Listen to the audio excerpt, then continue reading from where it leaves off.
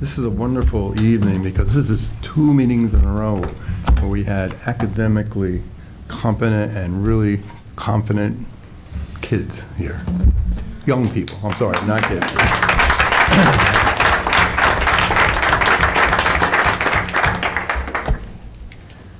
Okay, at this time, I have a motion to return to open session, please. So moved. Second. Any discussion? All in favor? Opposed? Thank you. We're now in a, Steve's not back yet. Where is he? All right. He won't be attending. I'm sure he'll be back soon. Yeah. At this point, we'll have the Pledge of Allegiance.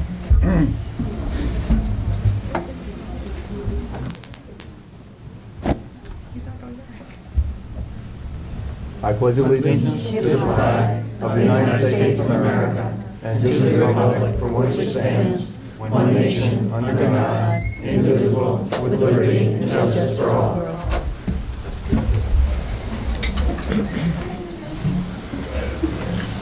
All right, thank you. There are no agenda modifications. May I have a motion to adopt the agendas? So moved. Second. Any discussion on that? All in favor? Opposed? Thank you.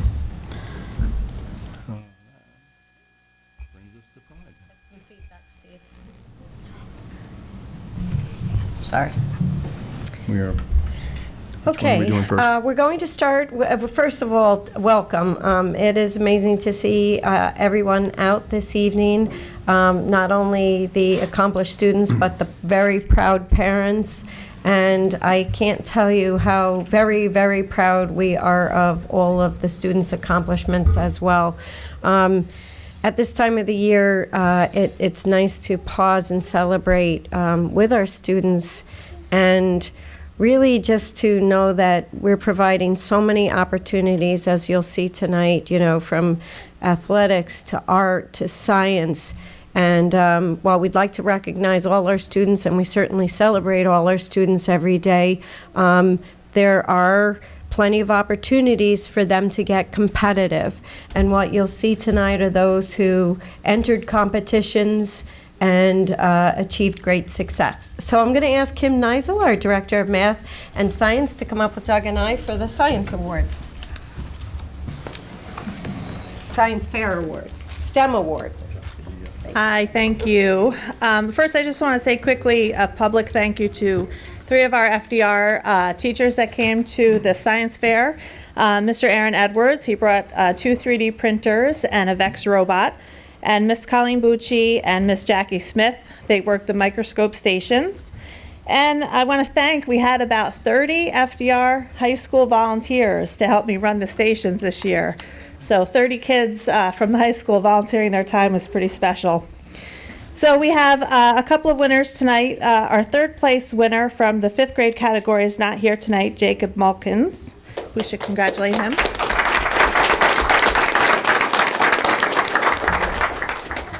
Our second place winner from the 5th grade category studied charging a mobile device from natural sources like fruit and vegetables.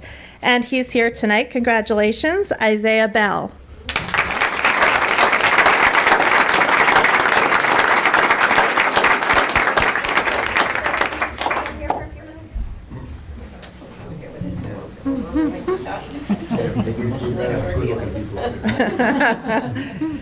And then we have our first place winner from the 5th grade category, and I learned something new, actually 2 new things at this science fair.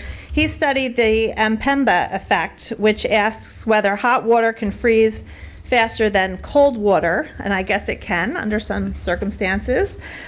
So we have our first place winner, James Iorio.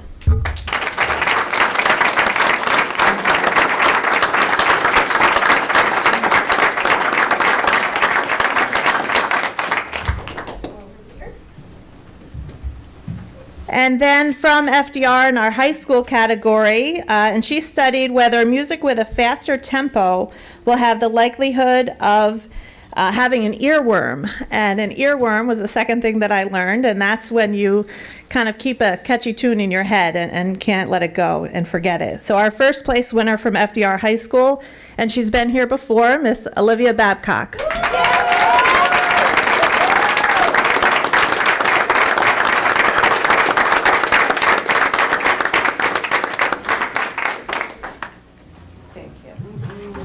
Okay. Keep up the great work. Thank you so much. Very talented.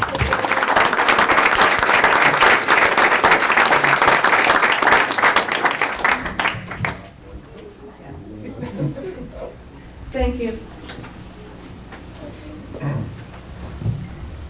Okay, and our Director of Fine and Performing Arts sends our apologies. She has got something that prevented her from being here, whether it's a sinus or cold, but she just could not make it, and she sends her regrets. She would have loved to have been here tonight. Kim Neisel, who just presented here, our Director of Math and Science, took her place and put the artwork up. So the artwork on the walls is the artwork of the students that we'll call forward to recognize them for their Scholastic Key Art Awards. And we also have 2 3D sculptures up at the Garrett Burnett seat right there, if you can see them. So I know that Barbara Marine would take a moment to talk about how proud we are of our comprehensive fine and performing arts program. We have an arts program here that rivals some of the top high schools in the country. We have numerous electives. At 1 year, we added up the amount of art scholarships alone was $1.1 million 1 year, $750,000 another year. So not only do our students excel in art in our eyes, but they've certainly proven that when they go on to apply, and it's usually a portfolio application where they have to show their work. So without further ado, tonight we're honoring the art students who participated in the regional Scholastic Art competition. And we'll call up, and because Barb's not here, I don't know which of our students are here or not, but there are 2 categories, the gold key and the silver key. So we will call up the silver key winners. If they're here, they can get their certificates. Please stay at the front, and we'll get a group photo, and then we'll call up the gold winners. So in the silver category, Stephanie Wood. We can clap him. Ian Caldwell. I think we're going to see a lot of camera-shy people tonight. Julia Truitt.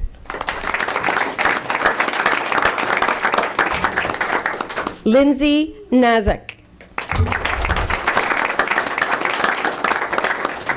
Rachel Ertractor. Colleen Cornish. Patricia Cranston. Corey Kenny. Yay! Thank you, Corey. Thank you for attending. Emily Downs.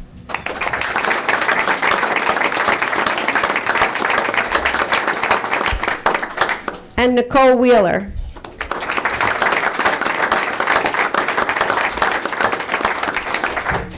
Okay, in the gold key for the Regional Scholastic Art Award, Jacob Lang.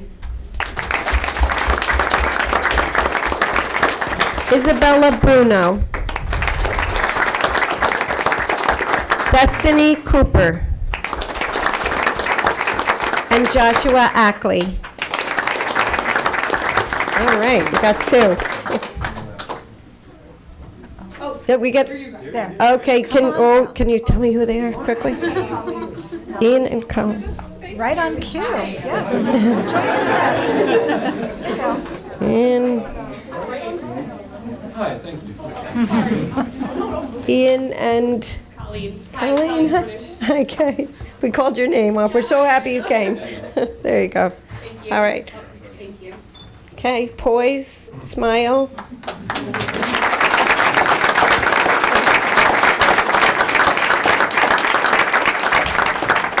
Congratulations and continue to make our world beautiful. And thank you for the artwork tonight. You'll see your artwork around. Thank you.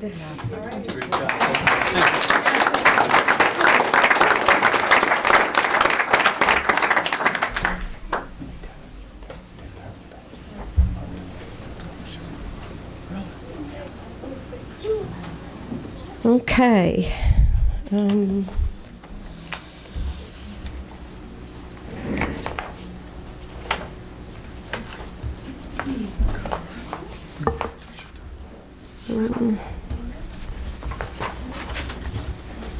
have to get one more piece of paper.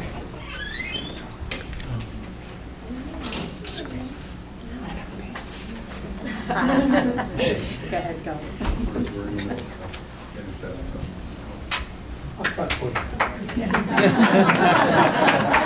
We're glad you're here. I knew we should have done that.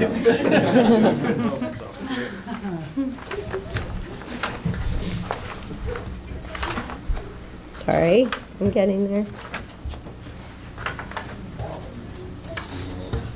Yeah.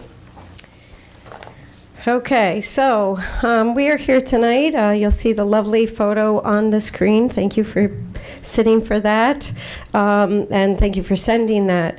It's our privilege to recognize the FDR gymnastics team. We have their coaches, we have our interim athletic director, and we have a state representative. But before I get to bring the coaches and Eric up here to say a few words, I just want to say how really very, very proud we are of you. This is the very first time that one of our athletic teams has been recognized as having the highest grade point average in their sport in the entire state of New York. And to that end, that gives you a state representative to come down and publicly give you the banner. We were pleased that Kristen Jaden could make it, and that it looks like most of you are here to receive that. We're also pleased that so the grade point average, and I don't want to say too much, I guess you guys all have that planned out, but 96.39. Unbelievable. The team average.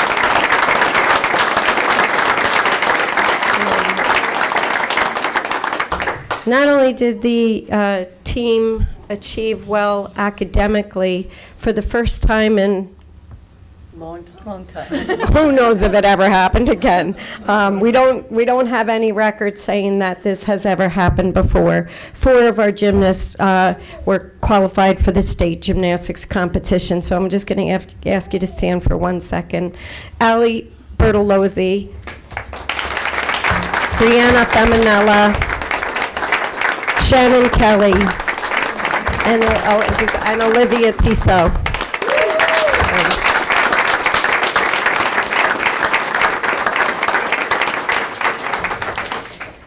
Okay, and I'm going to ask Eric and Kristen to come up with the coaches. And I know they want to say a little something. I don't know, who do we put on the spot? Right? And, What the public may not know is that this season runs from early November until early March. And these girls have to stretch, work, jump, tumble, hang from bars, and walk on a 4-inch balance beam in 3-hour practices daily, plus get the grades that you heard about this evening. The rigor of academics, as we all know in New York State, is very difficult. The level is high and the achievement is difficult. Our girls take AP courses, they take advanced level courses, they work every day diligently, both at their sport and obviously at their academics. So what more can we ask of a role model for our community and for our school than these wonderful young ladies? And our coaching staff could not be any more proud. They're wonderful girls to work with. They're funny, they're engaged, they're cooperative, they fundraise, they do everything that we ask them to do and have fun doing it. So we couldn't be more pleased that they've been honored in this way, and we couldn't be more proud. Thank you, girls.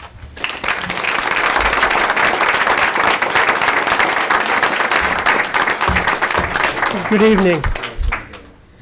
I really enjoyed my first month on the job. I got a chance to see gymnastics for the first time and since I was in my college days.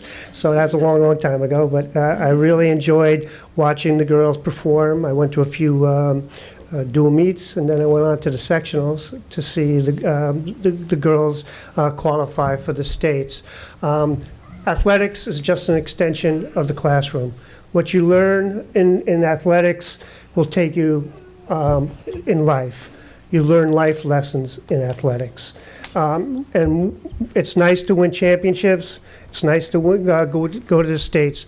But the most important thing is academics, and you as a team earn the highest honor that you can in the state of New York, and that's being a scholar athlete team. At this time, I'd like to introduce Kristen Jaden from New York State Public High School Athletic Association.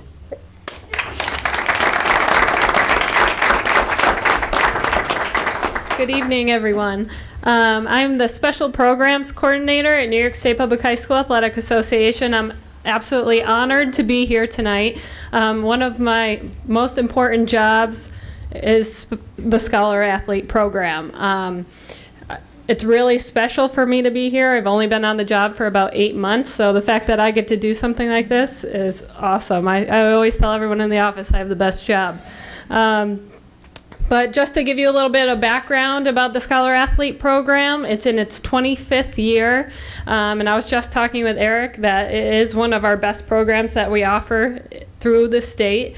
It's sponsored by the Pupil Benefits Plan, and just a little bit about some background was that over 2,300 Scholar Athlete teams were awarded this winter.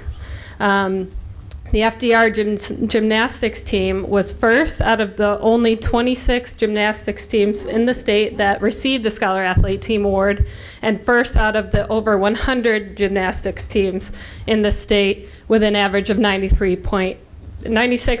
I'm sorry. Whew. We don't want to get that wrong.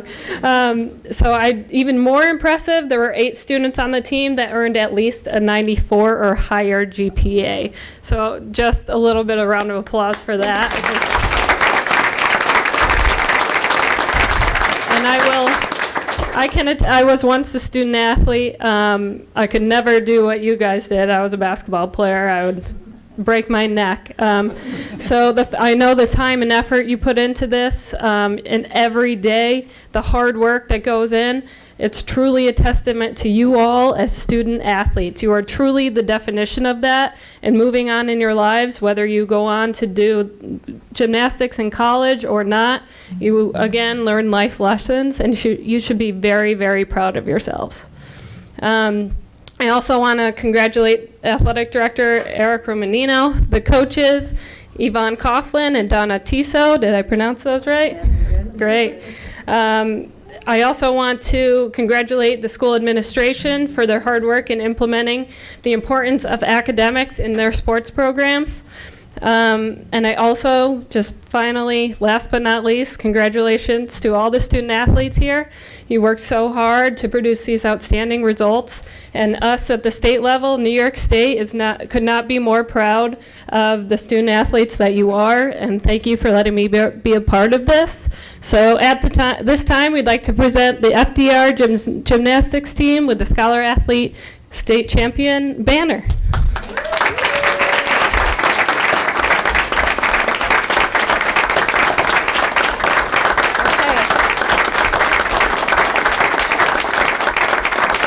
And we'll call the girls up. Olivia Tissot, and we'll have the girls, you know, we might have to go in front of board members, I don't know, but to get a nice photo up. So come on up, Olivia Tissot. Allison Bertolozzi. Allie. Brianna Feminella. Oh, Shannon Kelly.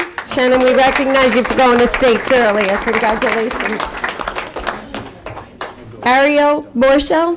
Did I say that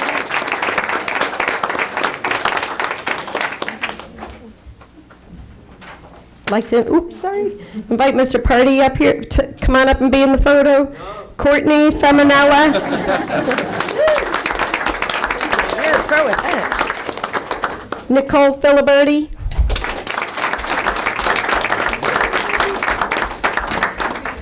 Ambrosia Gieb.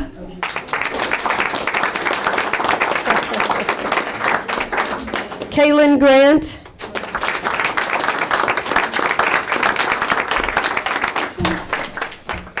Elizabeth Hughes.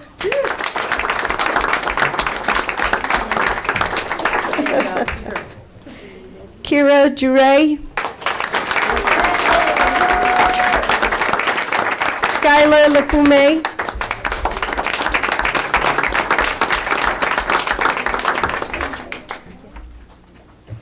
I don't think she's here. Amanda Medmeyer, team captain. Corey Moran.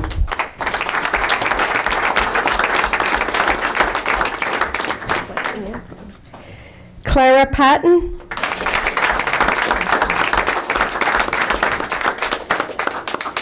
And last but certainly not least, Destiny Williams.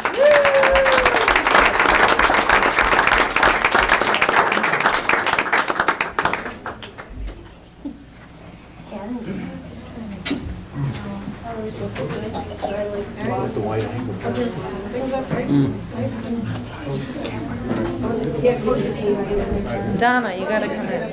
Somebody's got to get Who's the photographer? Somebody did a great job.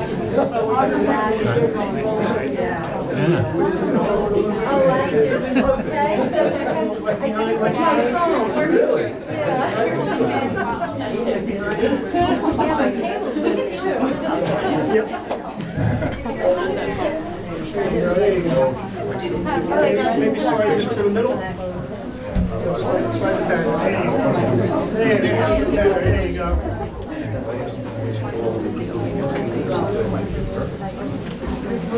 switch over there. Go in next to Olivia. Okay, sorry. No, you get over the two. Olivia next to me. Stella, got it. Squeeze everybody.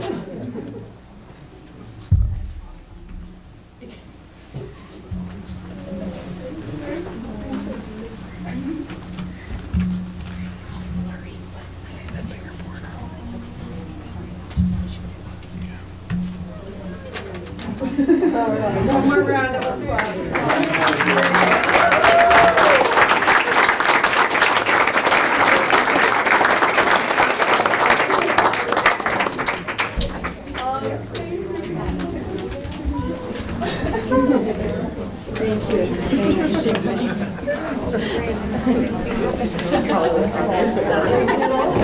No, you're not. And Deb, we can run. I think we gotta hang that.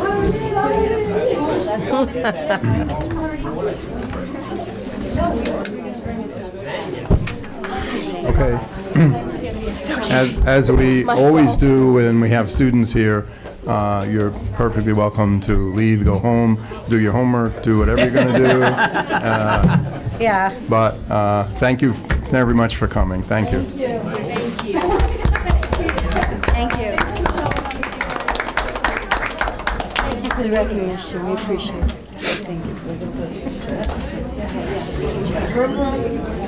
Okay, do you have any other pride? I don't know if All right. I'll just, Do you have any other pride? I didn't get to anything else. I'll mention We'll do a cartwheel on floor joist, Okay. Oh, that's right. Are we? Let's stand one-legged, I can't stand on one leg. one-legged and put the other one at waist height. I can't put one at waist height sitting down. Well, maybe I can. I can cross my legs. Okay. Thank you. Bye now. No, I don't. Face is familiar. It's so good to see you.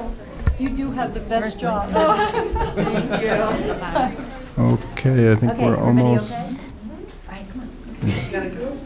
See, we like students to come. We don't want to keep them here so long that they won't come again. So, is there anybody else have any other pride? Any other pride? I'd just like to mention the top 20 potluck dinner, which I did attend. And if that was potluck, man, I want to tell you, ribs, pulled pork,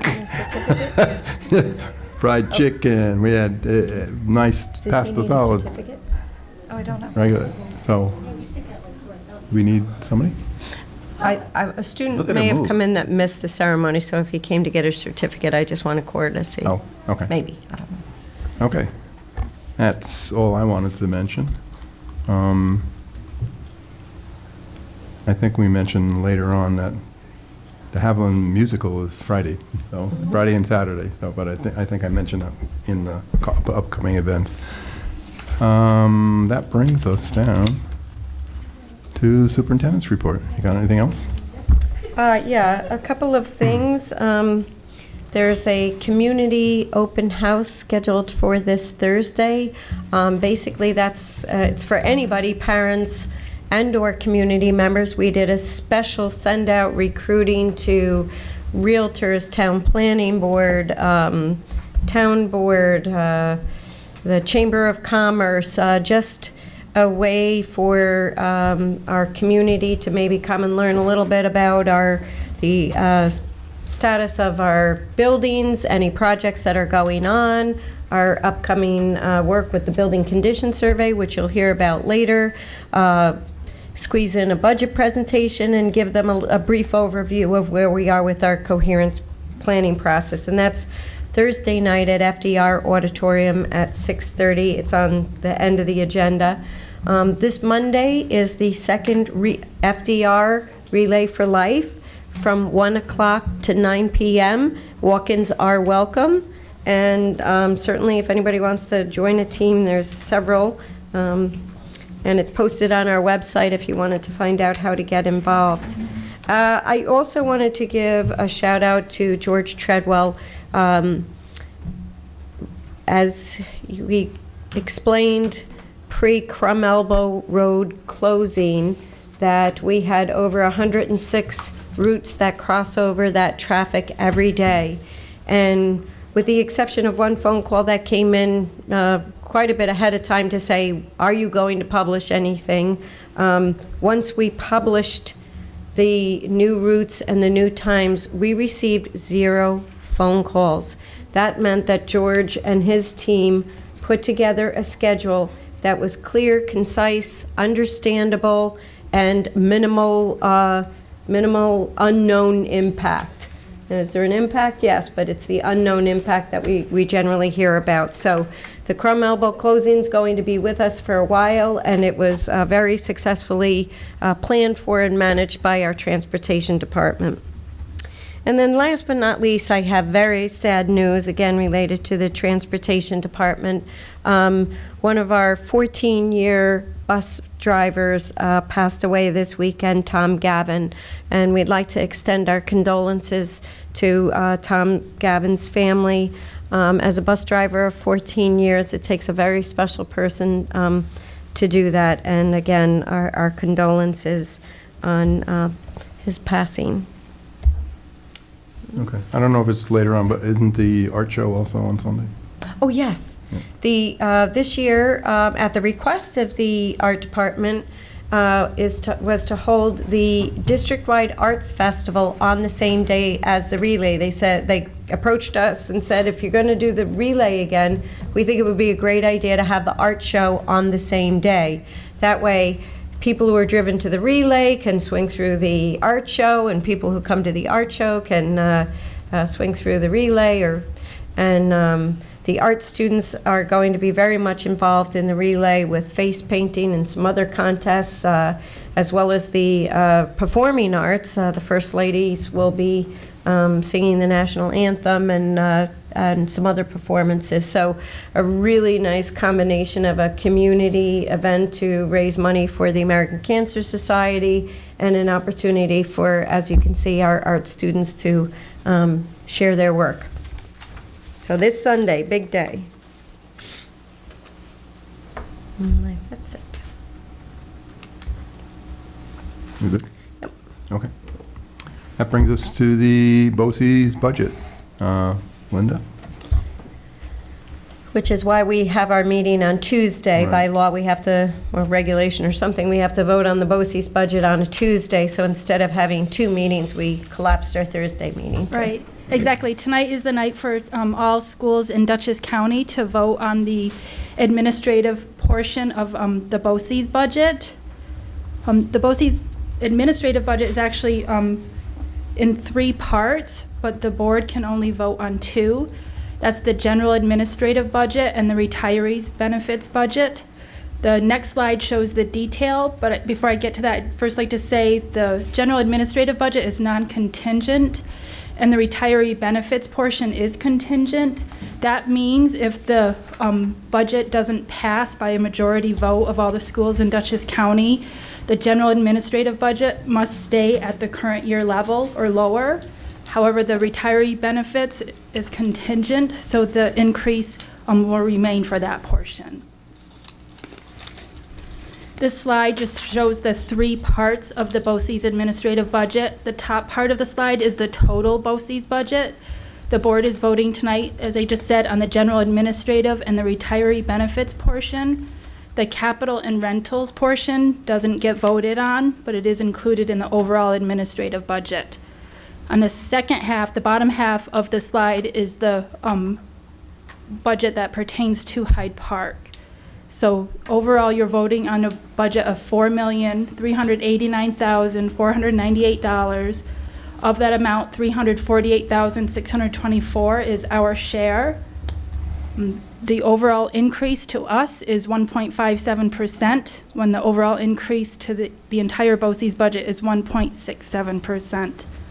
The budget for BOCES is allocated to us based on our enrollment, and because it's declining at a faster rate than some other schools, that's why we're paying a little bit less than we had, or we did compared to the other schools. I don't have any other information, but I'd be happy to answer any questions if any board members have some. Any questions? Guess not. Thank you, Linda. Thank you.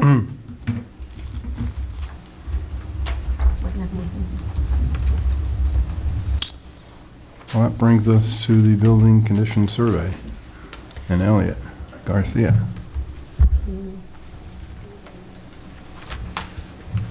And Brian Manning, is that also? Yep, okay. Good evening, everyone. Love presenting on nights like this where such good things are happening. It's great energy in the room. Well, don't ruin it then. Great night to be here. I promise to share nothing but good news, Mr. Heater. Okay. And I even brought backup just in case. I want to introduce everybody to Brian Manning. He is the architect from CS Arch, who is the firm that conducted our building condition survey with us this year. So I just want to take a moment and refresh everybody as to what the building condition survey is. It's a global assessment of all school facilities. So we're required to do it every year, every 5 years by SED.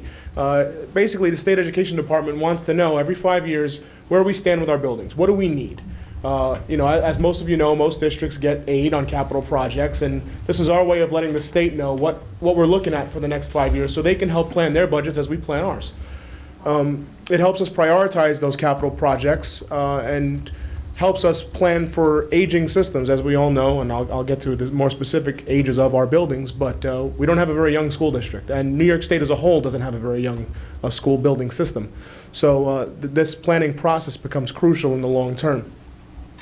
So where are we right now? Well, we've toured all sites with Brian and his staff, our head custodians, our facility staff, and district administrators. We've had meetings with every one of our maintenance workers in teams by trade.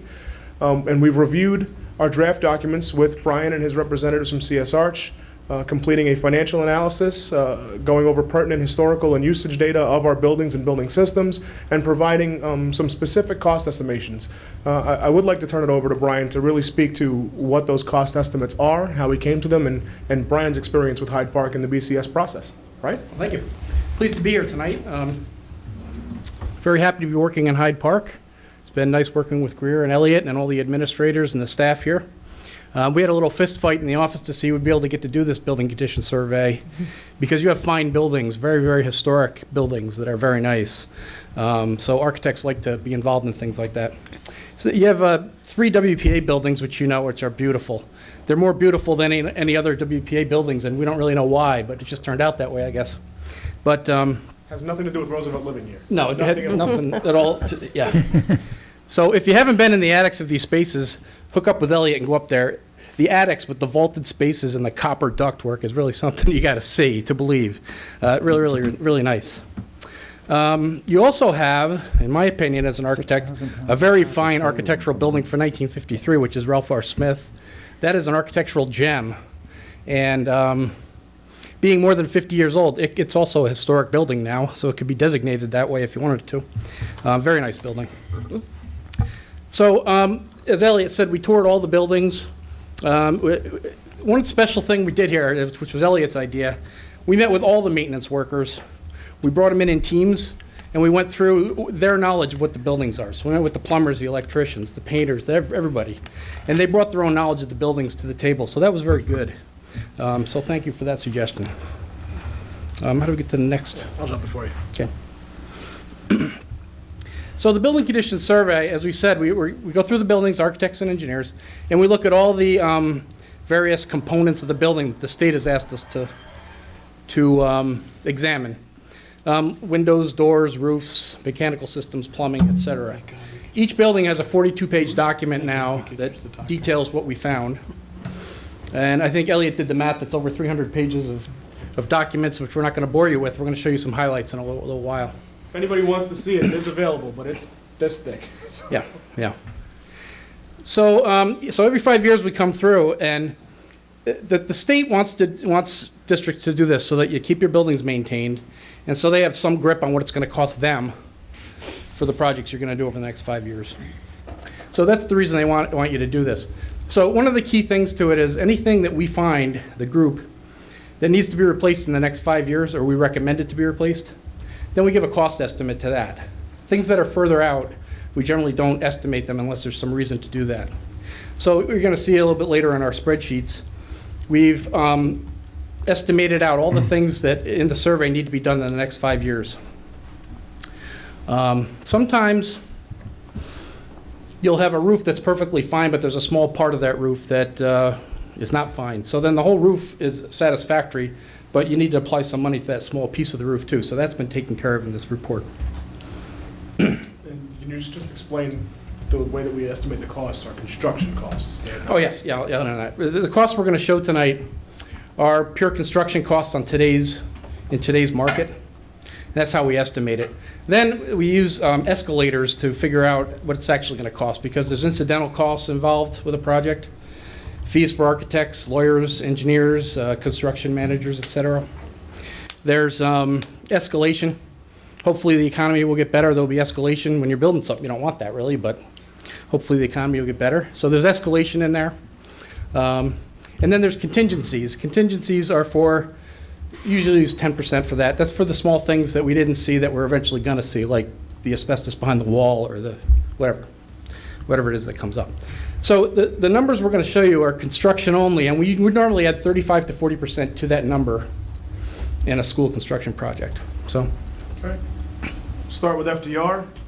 If you notice in the upper right-hand corner, you'll see the dates that the buildings were put up. Any building with an addition will have it listed. So FDR's main building was put up in 1965. The pods additions are from 1977. And as Brian stated, we listed out the construction cost for estimation of replacement and the remaining useful life. The way the building condition survey is structured, they don't ask you specifically when something's going to go bad. They ask you how you can calculate the remaining useful life of the item or system, and we've just added those numbers to you there. At the bottom, you'll see total estimated construction cost. That's a subtotal of the listed items, and then the anticipated project budget is assume that we were to do this whole thing as a project. We added that 40% in to show what that project budget could look like for this building. While you're going through that, I should have sent you a note before, but I'd kind of like to know what the useful life of the building is such. I mean, when high school was built, it was probably meant to last 40 years. right. That we're past that. So I'd kind of like to be confident that any work we put into it isn't something we're throwing into a building that's going to fall down, I guess, is kind of what That concept comes up a lot. That's in regular life, which schools aren't because you have to go through SED. In regular life, you'd look at a building, say it's a house or a grocery store, and you determine there's so much work that has to be done here that we'd rather just tear it down and build new. So that's what you're getting at. Because of the way SED funds building projects, they fully fund renovations, and they give you a very hard time for new buildings and additions. So I think you're at 60% aid here, Just somewhere in about that neighborhood. 59. It's very hard to build a new building and have that be economically feasible because they're going to fully fund any renovation you do to a building. So it discourages new buildings, actually. So, but here you have, as you know, quite a few of the buildings are historic. Those are in better shape. The ones that are the 60s buildings and the high school. Okay. So, but to Doug's point then, but if there was any really interior structural damage, it would show up in there as a repair, Yes. even if in another world it would almost be a tear down. Correct. Okay. Well, we can say that after going through every building, none of our buildings have major building envelope issues noted, other than roofs that are due for repair. So other than taking off a roof that's aged out, really, beyond, there's no abnormal failures. But our walls, our foundations, our support structures are all well within, or well beyond Absolutely. the 5-year expected life. Yeah, I'd suggest that if you had any structural concerns, they'd be on your list and they'd be critical. Beyond that, you probably Right. heard about it Absolutely, before yes. today. Yeah. And, Yes, they would. and I just, on the length of life for a building, 40 is kind of short life. I don't know if you agree with that or not, but they didn't build the buildings to take them down in 40 years or rebuild them. These are buildings back, WBA, those buildings are supposed to last 100 years. They're getting pretty close. Yeah, We're getting close. they are getting close. They're going to go past 100 years, and those Right. buildings were built very well. Structures are great. I mean, Very heavy structures, all masonry. But- As I was but- mentioning, in the 60s and early 70s, when people were trying to cut corners and do different things, those didn't they buildings are the call ones that that California haven't. style or something like that? They're the ones that haven't held up as well. But there's still infrastructure like the electric system, the plumbing, the drains, all those things that I guess the state is willing to pay more to fix than to, I mean, there's a reason why we don't have money in New York State then. I mean, it's like, well, most of that comes through a period of time. It's, if you open a building, and if it's, you don't wait 10, 20 years to upgrade electric Right. or plumbing, that usually comes as the building gets older, so. Right, I mean- So a lot of the infrastructure is Yeah. not as old as the building. Different infrastructure items, of course, last different amount of years. Right. So like a mechanical rooftop unit might last 20 years, but an iron pipe might last 40 or 60 years. Exactly, yeah. But you're at the point where some of your iron pipes are now needing to be replaced, and they're under slab, so you have to dig up the slab to get them out. Still, besides all that, and it's not extreme. The work we're proposing, really, it sounds like because of the number, but it's not an extreme amount of work we're talking about, really. One thing I want to clarify, and we're not going to go through item by item, building by building. We did share that with the board for your review, but when we talk about 5-year capital plans, it's hard to avoid questions like, well, what about academic and program? And we had the science and technology kids from the math and science program here tonight. So this isn't the want to do list, this is the have to do list in terms of the nature of the building and the shape that it's in. So when it comes for academic questions, like, and we highlighted science rooms because that's been something that comes up pretty regularly. And does that mean that we're doing the whole science room? Well, not in terms of this building condition survey. What the survey says is that there are parts of our existing science rooms that do need to be upgraded or replaced. And Brian, you can speak probably better to this than I can in terms of when you start doing pieces of a science room, the compliance issues that are involved. Yeah, I mean, when you redo a science room completely, you have to comply with modern day code, and these don't because of the plumbing fixtures, the way they're set up, because of handicap accessibility to the casework, because of the ventilation, things like that, because they're built in the 60s. So in the building conditions survey, we're pointing out that the drainage in the science rooms needs to be replaced, but really, if you took a look at the science rooms, you would want to not just replace the drains, you'd want to renovate the science rooms.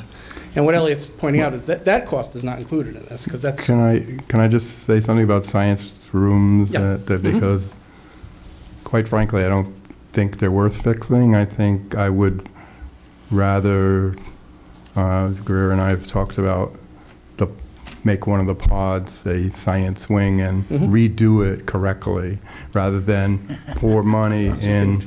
Yeah, it's funny you mentioned that because you see the pods word pop up. So let's say if you wanted to do that, if you said, well, what would it take to put science rooms in the pods? Well, part of that calculation would address the 1, 2, 3, 4, 5 different items on that list. We would wind up having to do the walls, the HVAC infrastructure, the exhaust. So, when it comes to really, and we get to the end of the presentation, we'll explain the next steps. But when it comes to this evolving into project planning, it's really going to take a concept like, if we want to do science rooms, how many BCS items would be or could be addressed?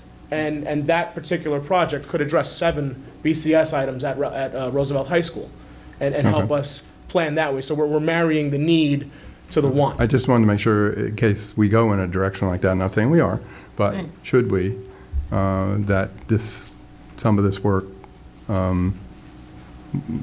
wouldn't be necessary. Yeah, so just the allusion to the conversation was, we saw the movie Most Likely to Succeed, and I know, Elliot, you were there, and it really took a look at high-tech high, not that we're going to be high-tech high, but, what could we do to get closer to that real hands-on model and support our STEM program? So we had about 50 people attend the viewing of that film recently, and a lot of good conversations about what Absolutely. the future. And that's why none of this becomes anything tangible in a bubble. It has to be married to strategic planning. It has to be married to the future of academics in the district. And I think when we look at it through that lens, a lot of this will take care of itself, looking at it from that perspective. We'll jump over to Haviland Middle School. One of the big ones at the top is the slate roof. What is the estimated lifespan of a slate roof, Mr. Manning? 75 years. Okay, so the C-section went up in 1939. It's 77 years old. Yeah, I have a question about, I happen to have owned a house that had a slate roof on it for over 150 years. And the only reason we had to take it off was a tree fell on it, and we couldn't get slate replacement. And so 75 sounds kind of light. We find that at 75 years, you start having problems, and by 80, you have lots of problems. And when you have problems with a slate roof, they're hard to fix. Yeah, it depends on the design of the slate roof, too. It does. And the valleys, typical home valleys you have. with your pitch slate, you could put a piece of cardboard up there, wouldn't leak. That's an exaggeration, Wow. but a lot of these are just kind of facades, right, on our buildings? It's not the main roof, it's part of No, Face they- Shop. Well, for the middle school, The slate is that's the main roof, all yeah. slate And roof. one of the issues that we have at Haviland is weather damage and snow damage. There were no Yeah. snow guards installed originally, so we have a lot of weather-related damage. The roof at Haviland's actually, our cost of repair for our slate roofs, our 3 slate roofs together, has tripled in the last 3 years. So it's becoming quite burdensome to keep them functional and to keep that water from getting into the building. As we Yeah. plan our next few rounds of capital projects, this is going to be coming up a lot. Replace it with an asphalt roof or with a what? Well, I don't know what the historic. It has to be under SHPO, it has to Right. pass. It would have to be slate put back. Okay. Yeah. Yeah, yeah, I and was we've done a lot of them. A lot of WFA buildings are all from the same era, are having the same problem. We've been It's a replacing roofs. synthetic slate or something, no? Yeah. Right? Yeah. It's not a Okay. stone slate. At what point in time would you bring SHPO in to examine the 3 buildings we're talking about? Because I've lived through 3 attempts before we finally could get the windows replaced and put it, and all of the ridiculous excuses we were given year after year after year. Why, you can't do that, you can't do that, you can't do that. Yeah, they're particularly tough on windows.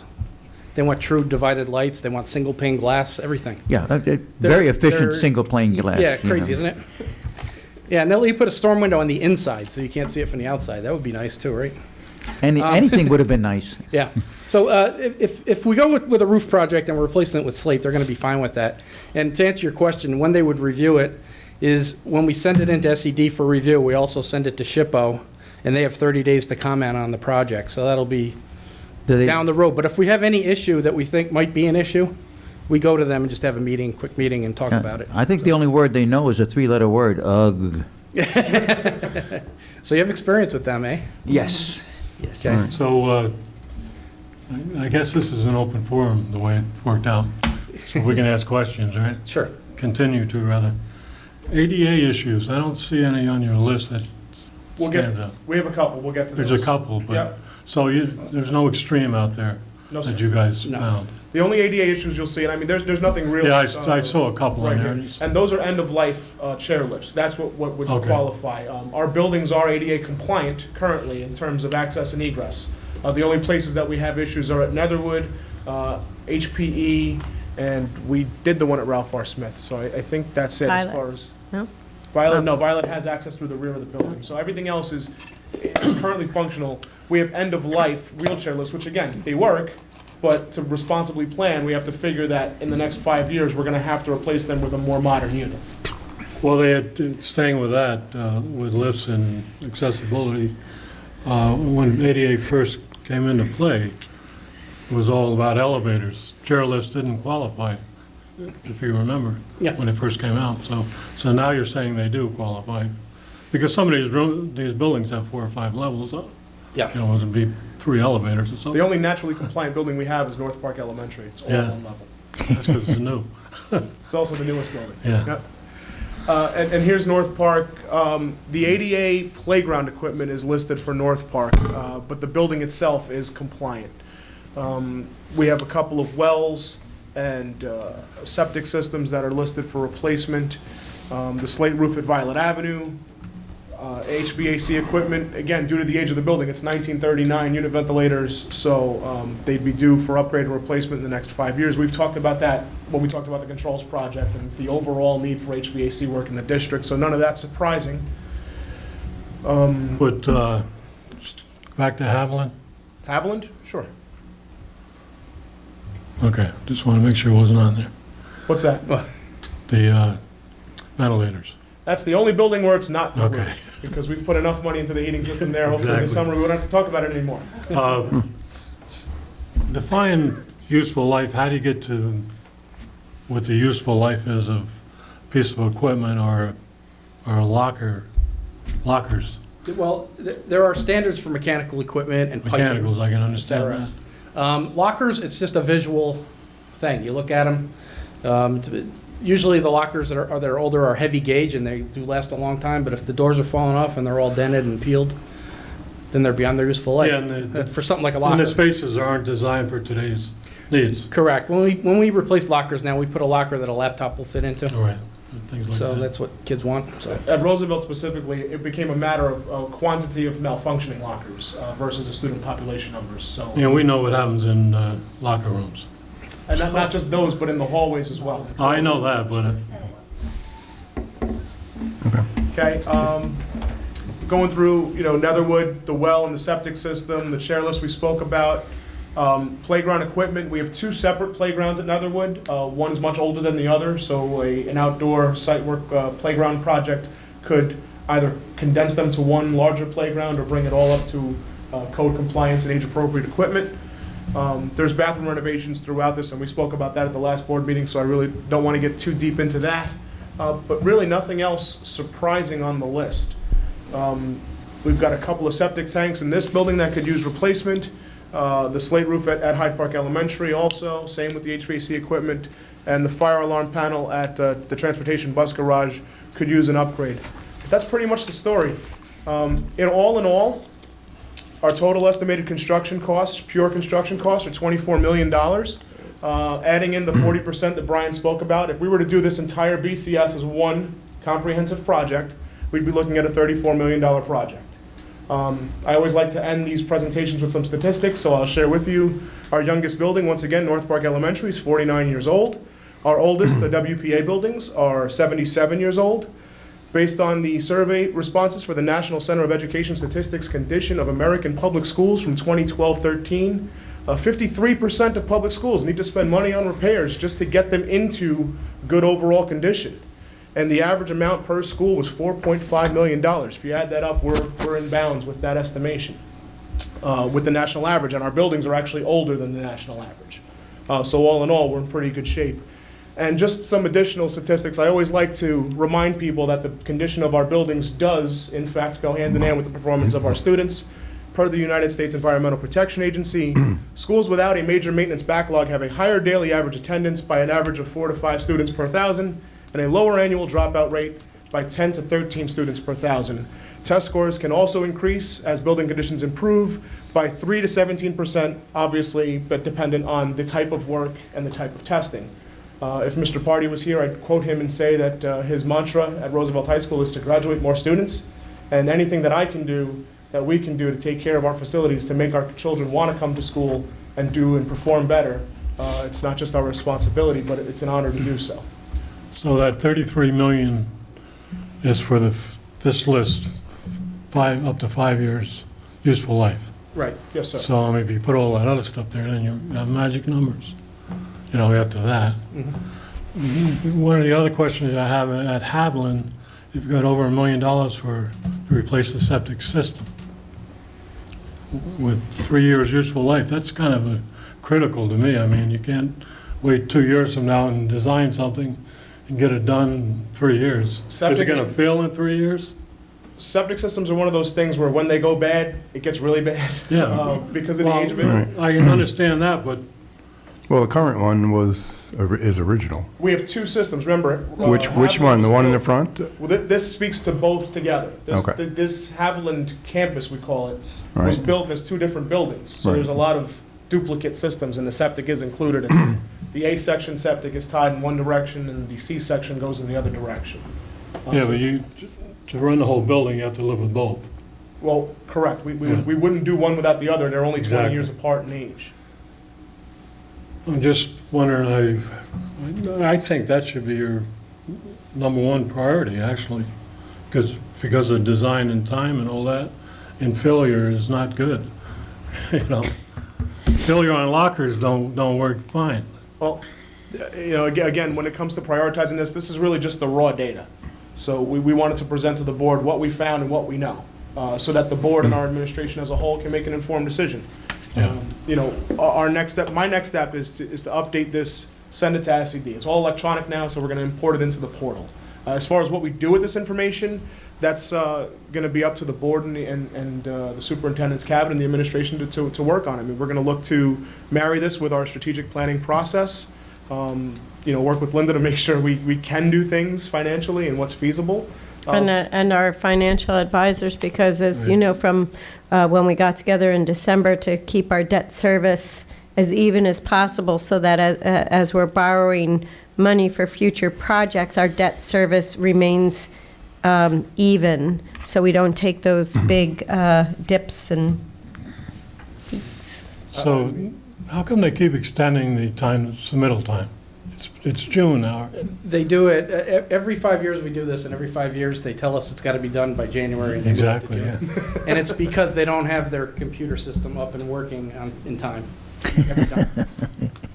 Do you have to submit it as a whole, or are you just, We enter in 42 pages Highlights. of data by building. You have to, yeah, you have to do it online, do the whole building and then submit it. okay. This year you can save it. Prior years you couldn't even save it. If you made a mistake, you had to start over. So at least this year it's improved. Full employment. Wow. I know we've kind of been going back and forth, but does anybody else have any other questions about the process or where we go from here?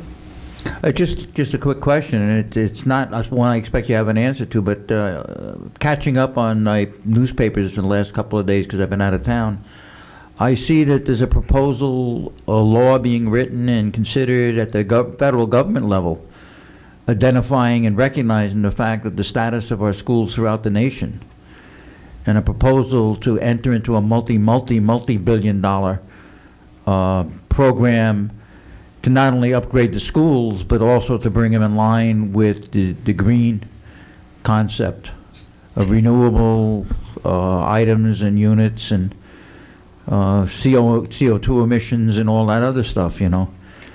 But, you know, trying to, in my mind, even as I was driving over here, trying to mesh those two things together, what we're looking at right now that needs to be done, and considering it, the units that we have to fix in over the next 5 years, and the federal government getting involved with monies, we know how long that takes. You know, they decide they're going to spend the money, and then they spend the next 4 years making up regulations on how you can use the money, and by you're done, you find out all the money to generate the regulations came out of the money they were going to use to fix the building, so there's nothing left anyway. You know, I don't want to be in your shoes. I really don't. Well, that's when these statistics become really potent when you make comments like that, you know, the average school building in New York, in the United States, would take $4.5 million just to get up to good. So most of them that are sub-good, you know, fair or unsatisfactory, really would take almost $5 million just to be okay. Well, you know, we're talking about the age of our buildings. I was down with my son and grandchildren down in Bethesda, Maryland area, and getting there and coming back, we passed in probably a 12-mile run in the area 7 high schools that have been built within the last 10 years. And 3 more are under construction now. They don't just build high schools, you know. We see a beautiful facility to the right, and down the road, there's just another equivalent high school, except it only deals with science, technology, engineering, and math, you know. So, you know, the government must be really a good source, because this is within probably, I'd say 80% of the people with the higher level jobs are all working for the federal government in Washington. They're taking care of their own right now. Okay, one last question. What's the next step?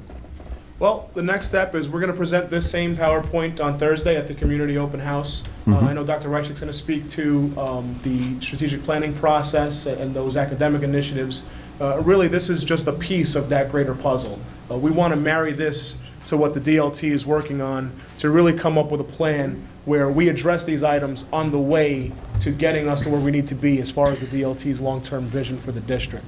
Yeah, and one of the things we talked about at our last strategic coherence committee meeting was the structure where we would keep the group intact. If you remember, all the people who were still coming to the facility steering forum meetings are on the district leadership team, the coherence team. And what we'd like to do next year is front load some of the facilities meetings so that we can have the smaller group, what we used to have the facility steering forum, take a look at this presentation. We'll talk about coming up with that priority list, and then you know, and making our proposal for what our next steps are. One of the things that we wanted to ask the board tonight was, is there interest in taking a look at this over the summer and also revisiting the timeline for debt service? and say, if we had to move backwards from the point of remaining even with debt service, when would we go, for whatever parts of this we decided to do, when would we anticipate going out for a vote? Linda and I have had that conversation with Chuck Bastian and Jason. They presented some of that information to the board in December with a timeline, and there were a couple of variations on the timeline because there are some things that we can do for a year or two to remain even without jeopardizing that. So we would like to bring this back to the board again, even if it's just to talk about the financial timeline, have a chance for the board to digest what's in front of them today, maybe have the board talk a little bit. I mean, Gary came right out there and said what he thinks is a priority. Maybe have the board talk a little bit about, now that they have it in front of them, do we want to pick a date where we put it back on an agenda and we say, okay, we want some community input, but here are things that we see right off the bat that are a priority, and coincide that with a presentation on what the financial timeline looks like.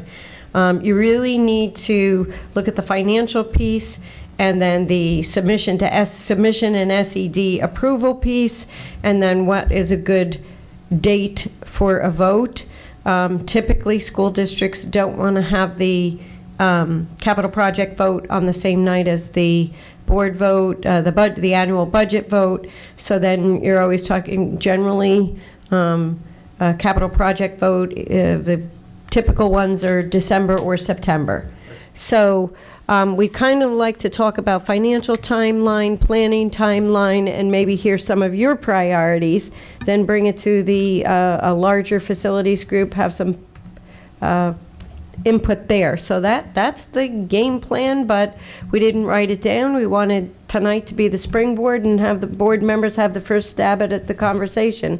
And even if that means, let's put it up again, at the first meeting in June with some of the other timelines, we could do that. I have one Would you say question. that these things all impact student performance, or are they listed in order of Well, they will if the building priority closes here, or- because they fail. They're listed by priority by useful life, but don't. Yes, by useful life, but I would like to know, I guess I could I figure don't think it there's out. one I could, thing yeah, on the okay. page that's. You're right. I think if you think in terms of, those are the kind of things that, the board could identify. How close to student quality of life can we get? So, for example, the project that we have proposed in the budget to upgrade some of the, to go from pneumatic to digital on our heat ventilators will improve the air quality. We only have one staff member here with us tonight, but I know that if you went into any of the buildings and you said, if we can do something to improve the air quality in our buildings, would you go for it? And the answer would be unanimously yes.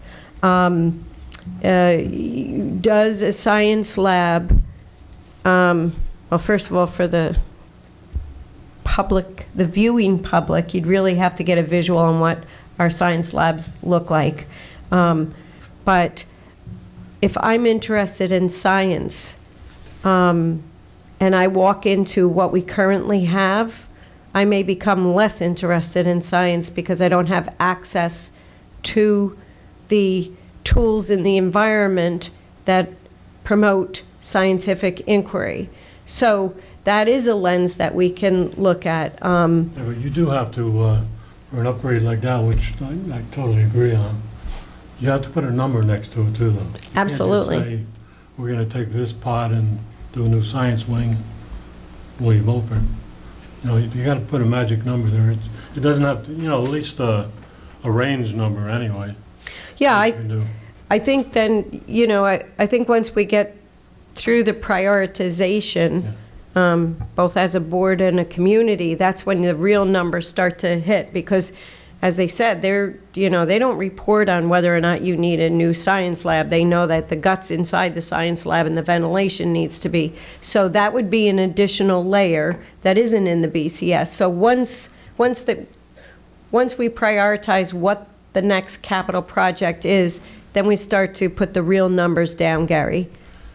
Yeah, and what I'd like to do is ask Elliot and his staff if he could take this list and give us his and his staff's priorities on the list, on the 5-year list.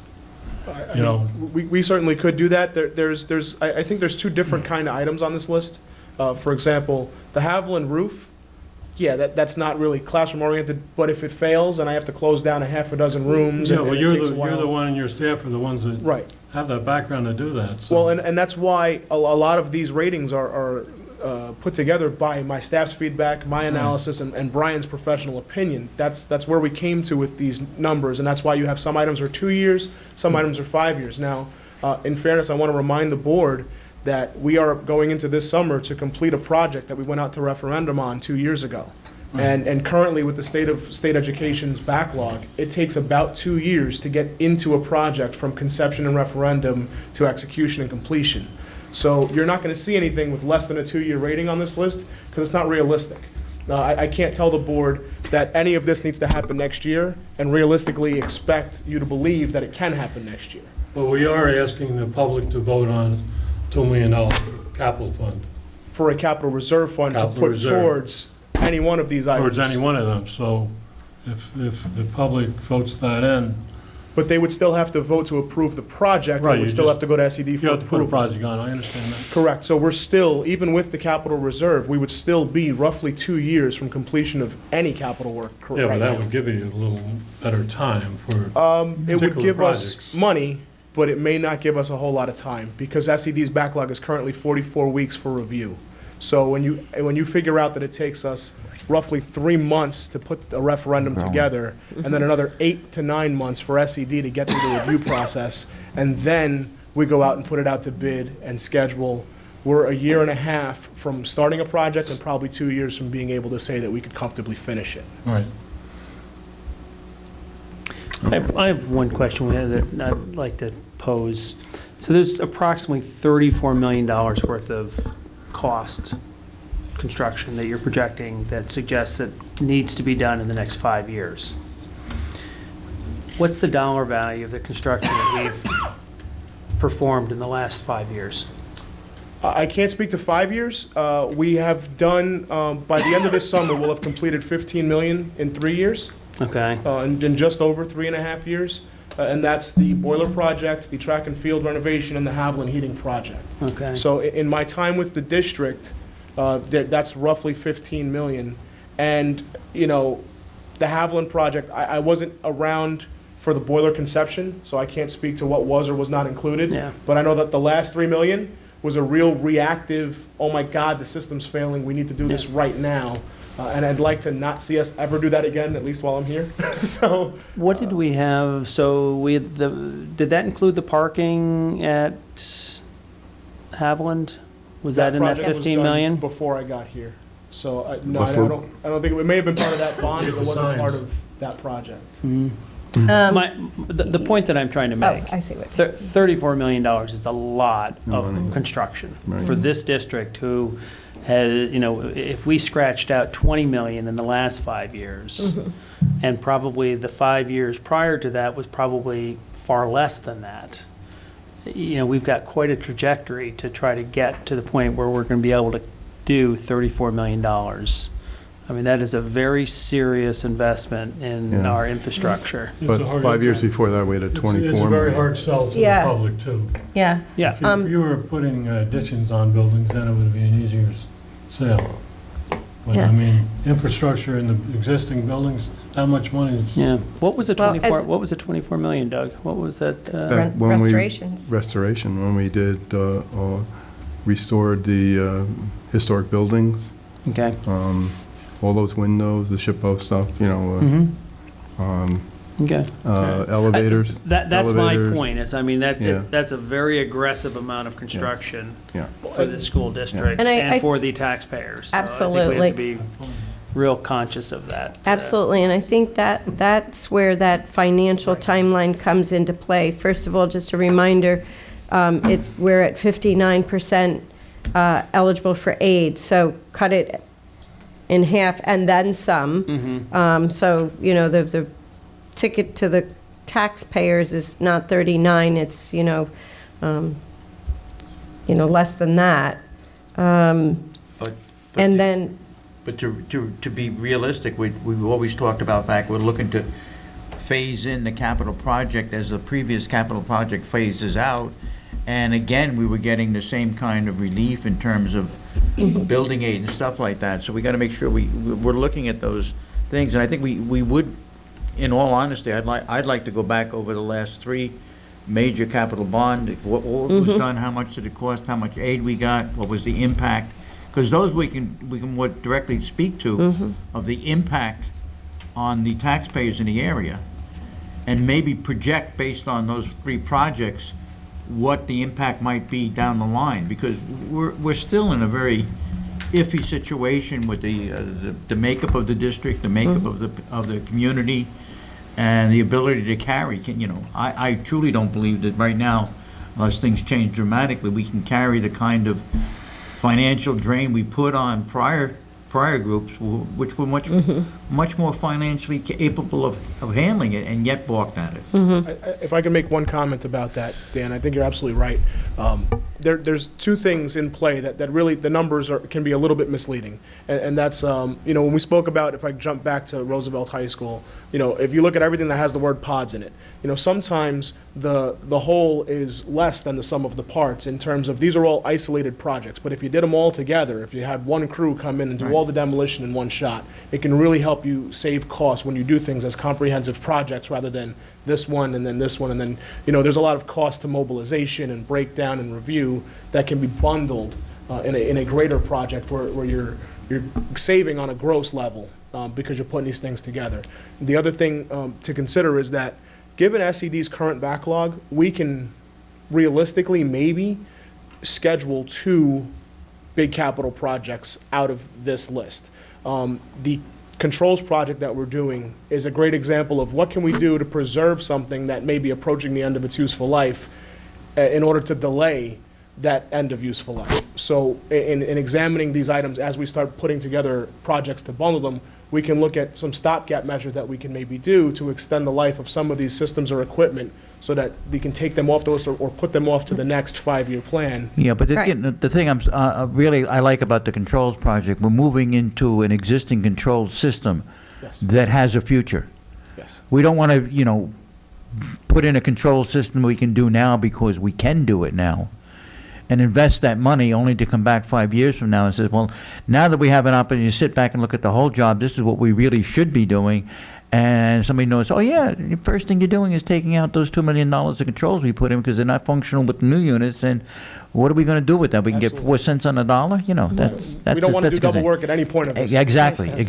well, and to your point, Dan, too, I know some of the things that I question, and again, this is not my area, but what's the ticket item for the parking lot at FDR? The parking lot, let me see here. Replace main parking area, $1.2 million. These numbers, like for that number, Brian, you can see more of that. That's based on square footage and price per square foot, right? But when I Redo. yeah, you said it's a tear out and redo. Yes. Yeah, and and again, is that critical in the next 5 years? I look at the parking lot and there's some potholes and we patch it and is that where we really want to put $1.2 million is to replace a parking lot? Not everything on that list. And again, I'm not going to be the one who single-handedly prioritizes it. But I know when I sat down with Elliot, there are a couple of things like, nah. If it was my own list, there are some things that I would say, no, it can wait. Perfect example. Instead of tearing it out for $1.2 million, can we grind it down and skim it and get another 5-10 years out of it? Right. These are things that we can Yeah. look at and kind of negotiate with time. Well, the other part of that, if you're going to do the parking lot, you might as well add and do the parking lot drainage. I mean, wouldn't make any sense to do parking lot without drainage. And those so two you got to have numbers- another number down there you should put with that. Right, but if you do them together, they may not sum up to that total number because doing the drainage includes. They won't. Well, you almost have to do them together, though. Right, so that's what I mean by some of these numbers can be misleading in that when you put them together, they don't just, it's not just a straight subtotal. Yep. Good. So the question is, do we put this on a board agenda? Do we, for a June meeting and have the board take a stab at sharing their thoughts? And also give you a rundown on what a timeline would look like for any capital project, whether it's 3 million or 30 million, and an update, a refresher on our debt service timeline. Sounds good. I think we definitely need to meet on this again. The kind of information that I'd like to see is a prioritized list after the administration has walked through it and made the kind of judgment calls that you talked about a moment ago. I'd also like to understand how much lead time some of the bigger hitters are going to take. So, for example, something that takes a lot of engineering work or architectural work is going to take more lead time than some of the other projects. So I think there's two things we need. One is prioritized list, and for that prioritized list, we need lead time estimates. Yeah, we can help you provide those. I just want to point out when you deal with SED, I bashed them a lot, so now I'm going to say something nice about them. They will expedite simple single contract projects like the septic system or like the slate roofs or the parking areas. So even if you have a big project that's going to take a year and a half in engineering and a year and a half at SED, you can take pieces out of that and do them ahead of schedule and get those done in, if you're lucky, in around a year. But they have to be simple projects that don't involve MEP and site work and general construction. They have to be like one contractor items, and they will expedite them. So they're good about that. So as we prioritize them, as we decide whether these are single projects or a big project, it'll play into it. Like within the big project, we can break that up as well and have phases within it to get some of these things moving. Sure. And again, if anybody has any thoughts as if they're using this as their bedtime reading material, feel free to shoot us an email on your thoughts as we move forward to a June update. I think I enlarged your inbox. Yeah. Okay. Thank you very much. I do have to say, as they're exiting. Brian, thank you for being here. Very welcome. Yeah, we really appreciate it. I had the opportunity to see the work that CS Arch did at the State Education Building, which is also a beautiful stone historical building, and it was just amazing the work that was there. And in our research of CS Arch, we also know that they're very capable of all of the green-friendly renovations and a lot of work with historic buildings. So, Absolutely. Thank you very much. Right. Thank you. Thank you. Thanks, Brian. Okay, at this time, can I have a motion to enter public participation? So move. Second? Any discussion? All in favor? Opposed? Anybody would like to address the board? Please step up to the podium. Mike Zagorski. I just want to introduce myself, that I'm a candidate for the Board of Education this year. So I know some of you, but I wanted to meet you in person. So that's it. Turn around, Mike, to see if you got a target on your back. Here's the man you want to grab by the ear and...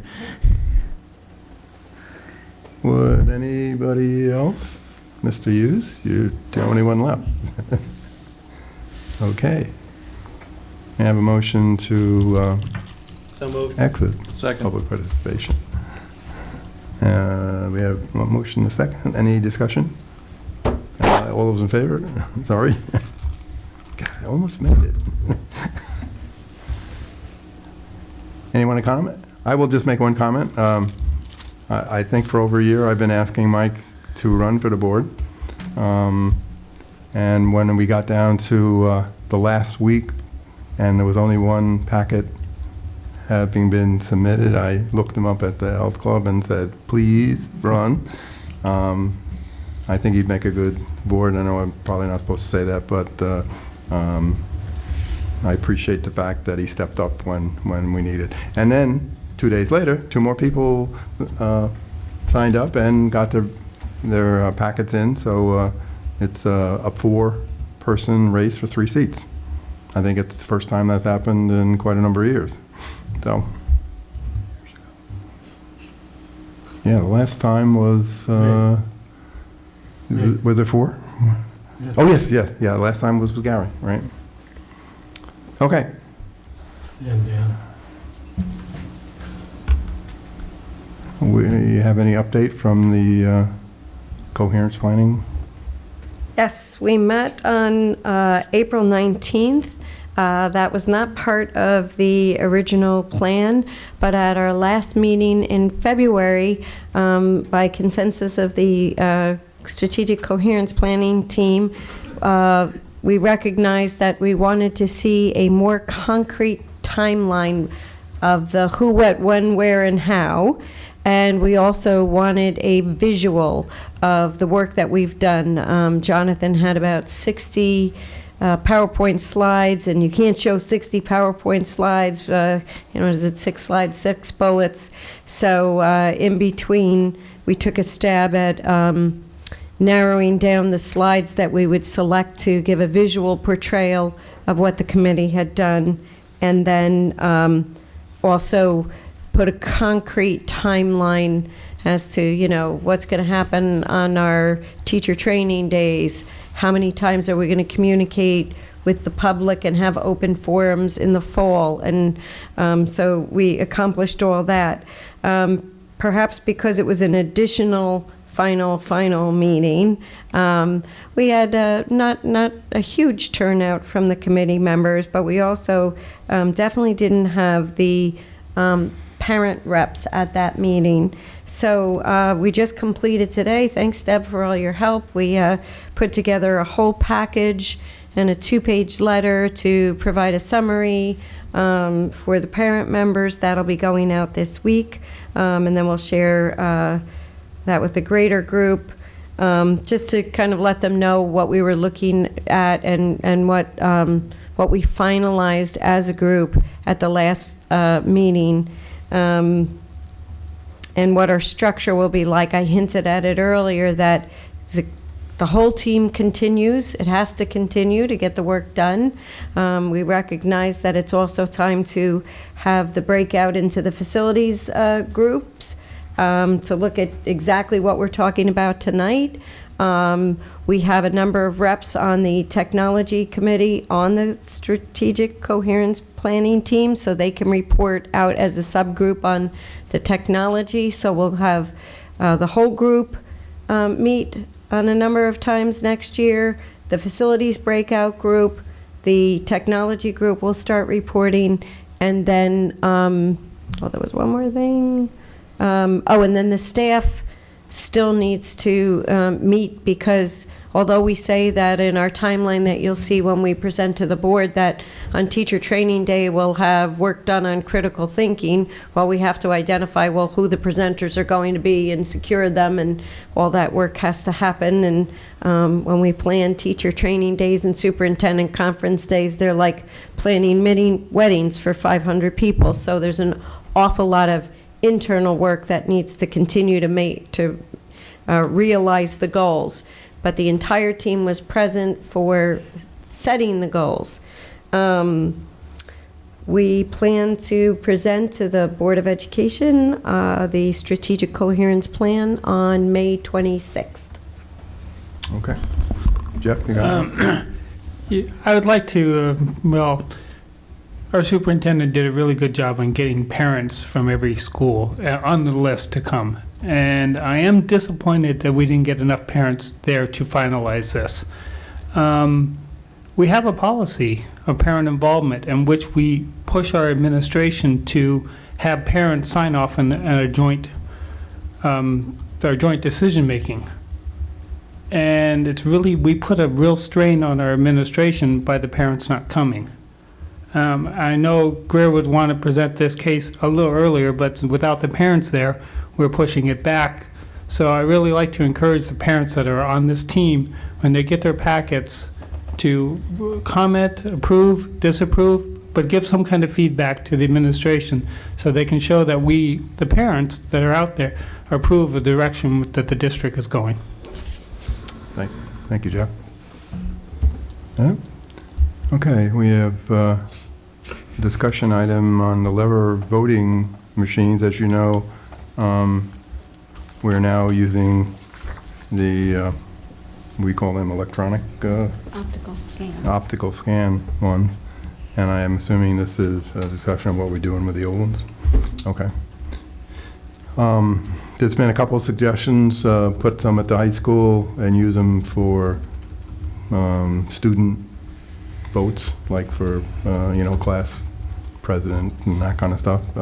Also, maybe a couple in government classrooms that, just to show the voting process. So, I don't know, anybody have any thoughts on?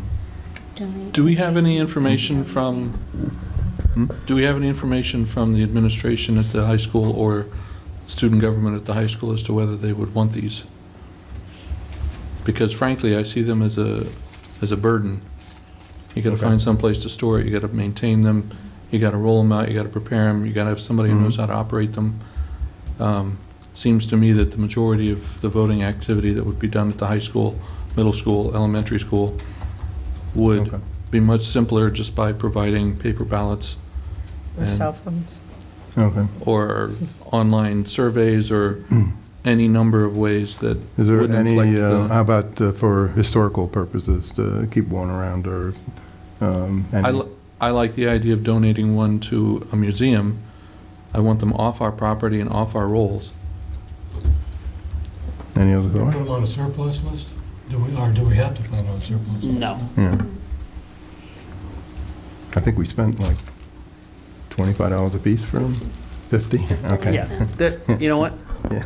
Scrap iron. Scrap iron? That's, Okay. that would be my recommendation. I can tell you that, why would you, I guess my thought is, what I would encourage you to look into is, can the newer technology, the new voting technology, be made available at the time that we might have an election if we were doing something within the school district? Because I'd much prefer to see the students using newer technology. I think Right. part of the reason to encourage voting in school. Right? What's Yeah, that? we don't own the optical. Well, I realize that. They're owned by the county. So, but I believe that there may be a process in which those can be made available through the county at a cost. Yeah, all right. For Worth looking into. Yeah, my point is, let's get rid of the old technology. We're not a museum. Yep. Fine with me. Any other thoughts? Okay.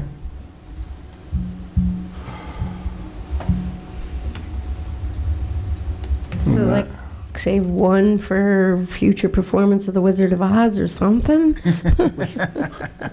Man behind the curtain?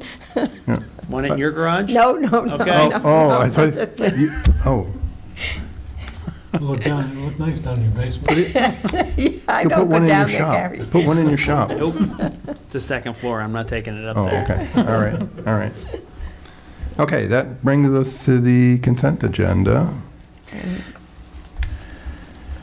May I have a motion for 10.1 consent agenda, please? So moved. Second. Any discussion? Yes. We do. Yeah. So I had some questions about some of the items that are on the disposal of equipment list. I spoke with Rick Wirt, our Director of Technology, briefly, but he doesn't. He's behind us here. Oh, okay. Good. So, fairly sizable list of computers that are on that list. And I'd like to understand what the specs are on those, just to infer from that what we're still using in our buildings.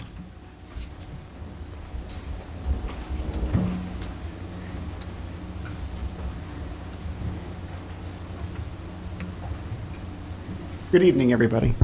So the items on that disposal list were desktops and Chromebooks, largely. And part of it's just being the new guy, we sort of cleaned house back in the old storerooms. The desktops were all Pentium 2, Pentium 3 machines, and they cannot go beyond Windows XP. So what we did was we scavenged parts off them. We pulled the RAM out that we could use. It was 1 gigabyte or better.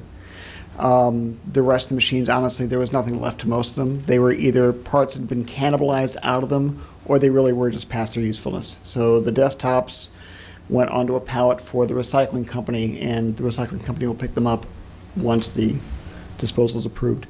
The Chromebooks were the original Chromebook purchase from, I believe, 2013, 2014. So they were the Asus machines. They came with a 1-year warranty. We dragged them along as long as we could.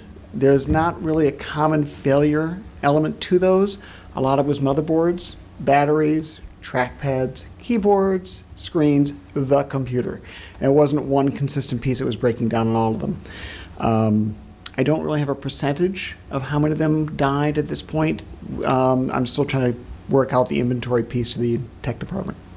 So I didn't realize that we had those Chromebooks since the 13, 14 And I'm a little year. hesitant. That's the date that I was able to find on a spreadsheet, but again, I'm not as confident in the inventory process at this point as I would like to be. Okay. Okay. But it And- was the first purchase. It wasn't the purchase from last year. Last year, we went with the Dell Chromebook. Those come with a 3-year warranty. And in talking, listening to other tech directors from the county, a lot of people went with the Asus machines when they first came out because they really were a good bargain. And it seems like there was a lot of concern just in how long those lasted. So it seems like we had a pretty consistent experience with the machines. Okay. Were there any displays that are being surplus as part of those computers? So the displays that are going are the CRT monitors, the big rectangular-like beasts, and the recyclers won't accept those. So Mr. Garcia, thankfully, is jumping in and helping with the CRT monitors. Thank you, Elliot. Any flat screens, we keep a stockpile of those just because monitors do expire. So we have a set, well over a dozen in the storeroom and several scattered around the buildings. Any that we could keep from that era, we've kept. Okay. Okay. That's complete and thorough. Thank you. You're welcome. All right, thank you. Any other comments? We do have one retirement, right? Yes, I wanted to, on the personnel portion of the consent agenda, I'd really just like to thank Carol Mateer for 34 years of service in our Facilities and Operations Department as a custodian.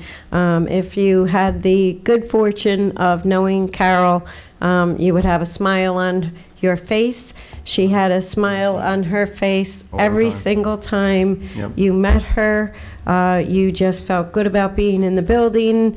Talk about just one fine example how all our employees contribute to the success of our students. Because as I say, every time somebody looks at a child and greets a child with a positive and welcoming attitude, it improves their day, and Carol was one of those very special people. So best of luck to Carol. Thank you for 34 years of service. Yeah, very nice lady. She knows all my kids. Still asks me about them. So, all right, I guess we're here to vote. All those in favor? Opposed? Thank you very much. That brings us to special education. May I have a motion for 11.1, special education placements, please? So moved. Second. Any discussion? Dan? I've reviewed the packet and recommend its adoption as presented. All in favor? Opposed? Thank you. We now to 11.2, the vote on the BOCES budget as was presented by Linda earlier. So move. Second. Any discussion on that? You're right, we have to vote to either approve or disapprove, that's correct. I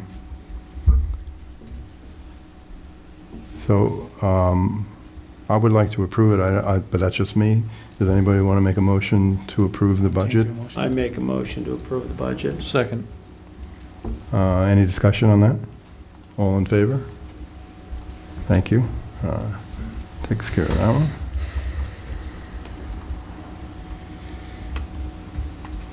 That brings us election of BOCES board members.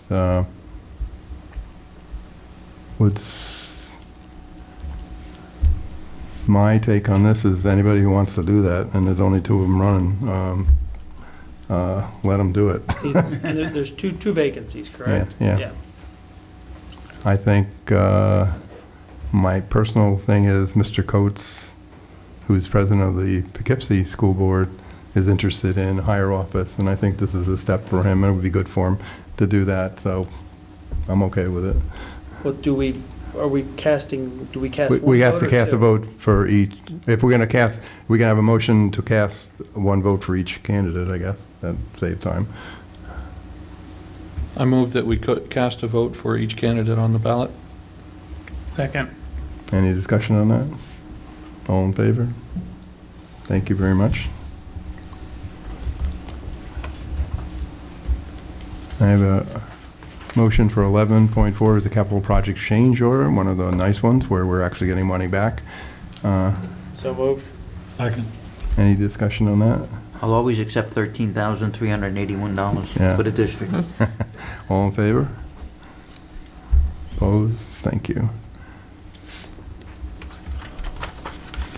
I have a motion to designation for the canvassing affidavit ballots.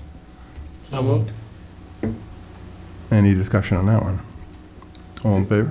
Is Debbie being requested to scan all of them herself personally? Not me personally, but yes. They get scanned. You're heading up the process to get it done at, all right. All right, all in favor? Opposed? Thank you.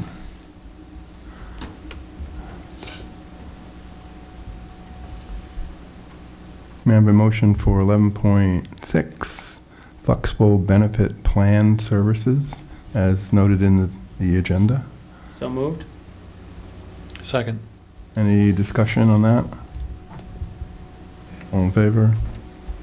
Opposed? Thank you. We have a motion for 11.7, the establishment of a scholarship for Christine Rock Alt, known as the Rocky Strong Scholarship. So moved. Second. Any discussion else on that? I just think it's going to be wonderful to recognize and hope, that people can live up to the scholarship and the person that Christine Rockalt was. Right, she lived next door. Amazing young lady. Yeah, she was my neighbor, and you're right, very, very amazing person. Not just a young person, just a person. She was really...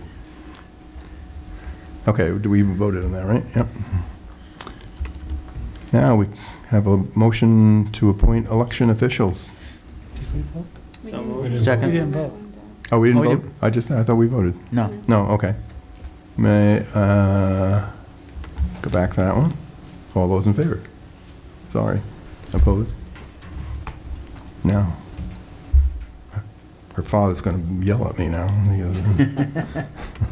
Okay, Mike, don't yell at me. Seems appropriate. Now, You won't hear it. you have a motion to appoint election officials, please. So moved. Second. Any discussion on that? I just have one question. Do they need new training for the new? Only if they're on, well, they will all need new instructions because some of So the the positions process will be is different changing? things, but Okay. yes. All right, all in favor? Opposed? Thank you. I have a motion for 11.9, first consideration of policies 5550R, student records regulations. So moved. Second. Any discussion on that? If you looked at it, this is a lot of lawyerese I was where... going to say, can anybody do a Yeah. quick recap of what this is? Well, let me take a look again, I forget. Basically lays out our Family education, right? our statement about how we're going to conduct and control student records. Control of student records, yeah. In accordance with FERPA. Yeah, Right. in accordance with FERPA. Yep. That's a four-letter word. Mm. And if I could remember what FERPA actually stood for. Family Education Rights to Privacy. Okay, there you go, which I think I got it. gives certain rights to parents to view student records. All right. And to prevent student records From from being shared. Right. All in favor? Opposed? Thank you. That brings us back to public participation. I have a motion, please. So moved. Second. Any discussion? All in favor? Opposed? Anybody want to talk? Again? But Mike had a chance to talk before, and I just wanted to say that you're not an unknown. Your involvement with some of the booster clubs and some of the other groups, you're not a stranger to some of the workings of the district, and certainly have been a parent present at many things. So. Okay, we opened, did we close? No, we didn't close. No. I have a motion. So moved. Second. Any discussion? All in favor? Opposed? Thank you.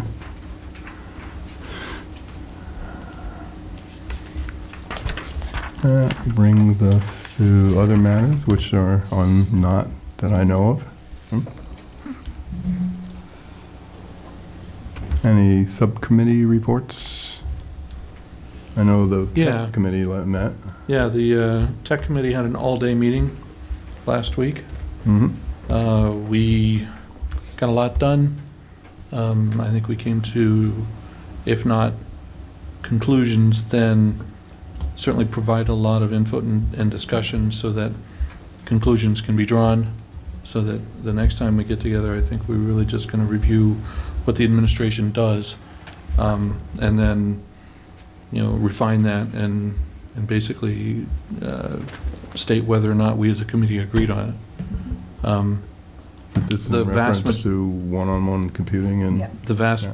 In fact, the entire session was on one-to-one computing. Okay. So we wrestled with a number of pretty important questions. I don't want to bore the collection of people here. I know it's late, but some of the issues that we dealt with was how long do we plan to keep these machines?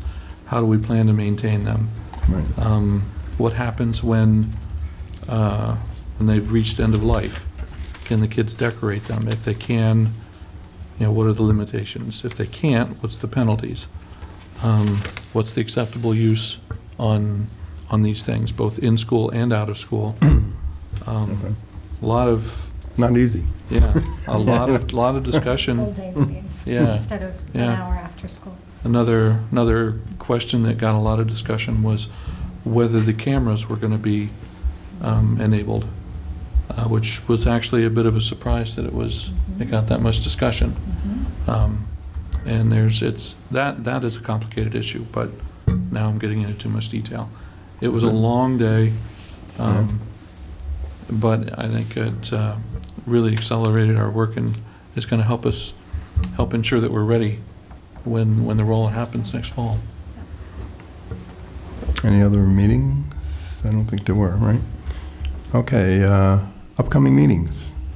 Thursday, April 28th from 6:30 to 8:30 is a community open house at the high school, and first meeting in the FDR auditorium.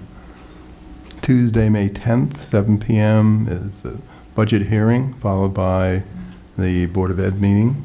That's here at the district office. Thursday, May 12th, 4 to 8 p.m. voter registration, last day to register to vote here at the district office. And Thursday, also May 12th, at 7 p.m. is Meet the Candidates night. I have a question about Meet the Candidates night as far as what's the format and who's organizing it, because typically, it's not the superintendent for that, for a lot of specific reasons. So if you could give us the rundown. Yep, the PTA is working with the Women League of Voters. The Women's League of Voters will run it. The PTA has been soliciting questions that they will provide to me to provide to the candidates in advance if they receive the questions. Mr. Hughes has agreed to videotape it, and the format will be the candidates will be seated at the board table here with someone from the Women's League of Voters at the podium asking the questions, and each candidate will be provided an opportunity to answer the questions. Great, thank you. You're welcome. Is it also expected a statement at the beginning, Debbie? Pardon me? Is each candidate Yes. expected to make a statement prior to Opening the... statement, who are you, what do you do, why you want to run, that kind of stuff. Did you have another question? No, just another couple of dates, if that. Oh, okay. Yep. So Are just, they going to also gather never an mind. info sheet on each of the candidates? In the past, they've had an info sheet of who they are, where they're from, what they've, the direction they see. That was part of the packet we turned in. Yeah. Yeah, I'm going to put together like a little informational sheet based on what the candidates have provided me, and that will be a handout that evening. And I believe that they're also going to take some questions from the audience by paper ballot, so to speak.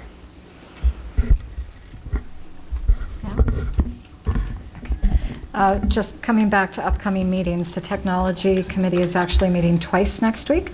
We have a Monday normal meeting from 4 to 6, and then another full day on Friday the 6th. Okay. That brings us to no need for another executive session. May I have a motion to adjourn? So moved. Second. Any discussion on that? All in favor? Opposed? Thank you.